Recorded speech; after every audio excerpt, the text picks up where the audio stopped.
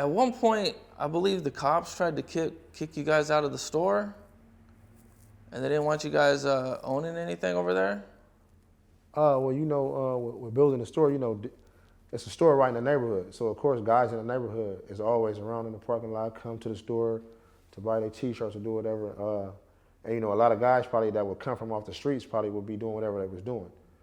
And, everything up there at the shop always been legal and up front and 100. There ain't no illegal activities ever been going on right there from there. Right, and the cops still harassed you guys. Of course, it's the area that we in. And that's why we was building stores and giving people jobs so we can change the environment. They want to make it seem like everything is bad and bring that type of attention over here because that's what they trained to do. But what we was doing is creating a different type of narrative, you know what I'm saying, by putting these buildings here and give people a chance to do something with themselves.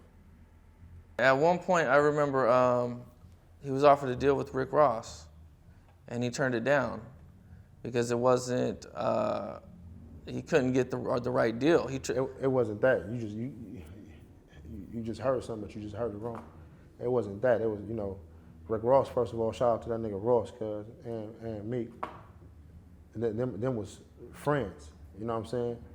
And, niggas really still did business, you know what I'm saying? But shout out to both of them, you know what I'm saying? Everybody kept it 100, but from the gate, from when the time Nim figured that he was gonna do this music serious, that was always his plan. Was to get up in here and we wasn't trying to be like, how you got consumers and you got owners. He wasn't trying to be a consumer, he was trying to be an owner. You know what I'm saying, from the gate. And I believe I was just one of his big bros from the neighborhood that didn't frown down on it, and shit, he was just stuck with me.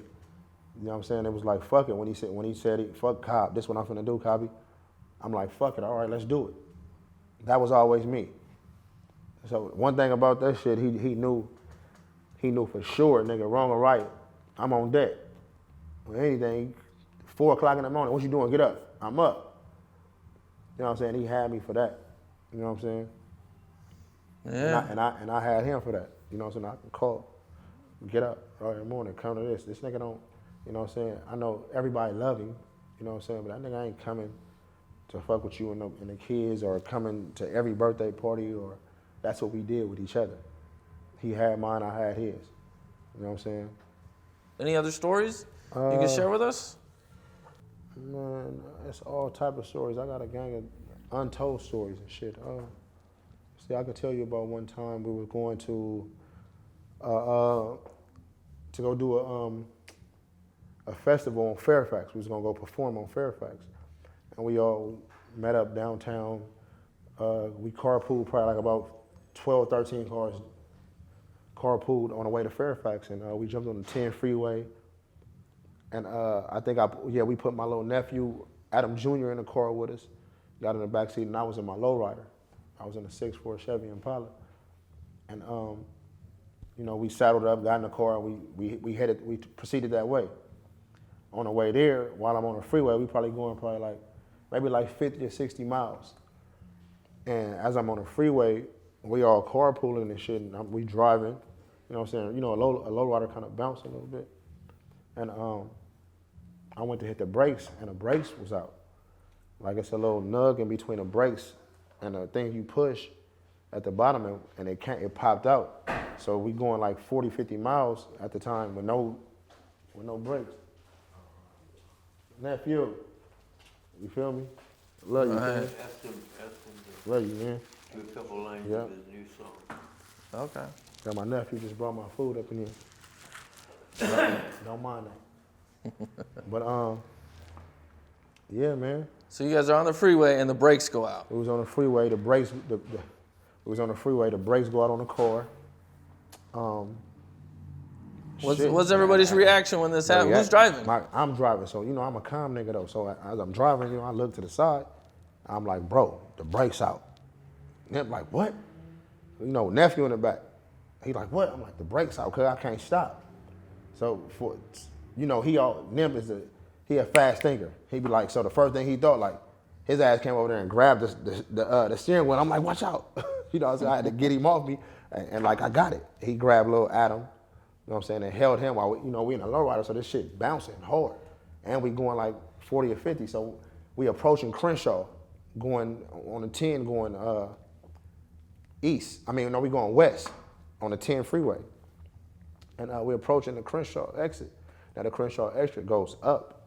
So it was like, damn, while I'm in the car, I'm in a lowrider, so I can drop the ass on the lowrider and make it drag. So I drop the ass on the lowrider and I make it drag so it can slow down a little bit. I got like 3 options.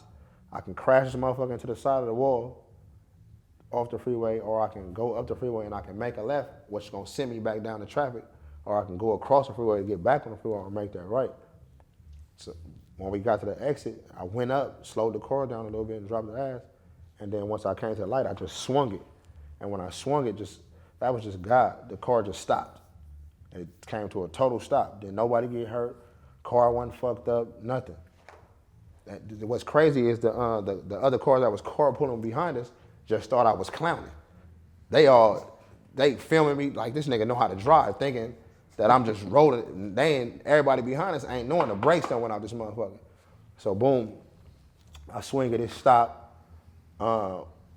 We drive down Crenshaw and I get it into a gas station. I put it into a gas station. I raise it back up, put it into a gas station, and I had the tow truck come get me, and then we jumped in another car and proceeded to the destination and finished the show. Damn. Yeah, that's an open story too. Nim talked about that particular thing that just happened on a song with him and RJ with DJ Mustard. I think the song is called Lolo, probably, or Riding in My Lolo or some shit like that. Yeah, but he talked about that opening. That was one of the things that he talked about in his music.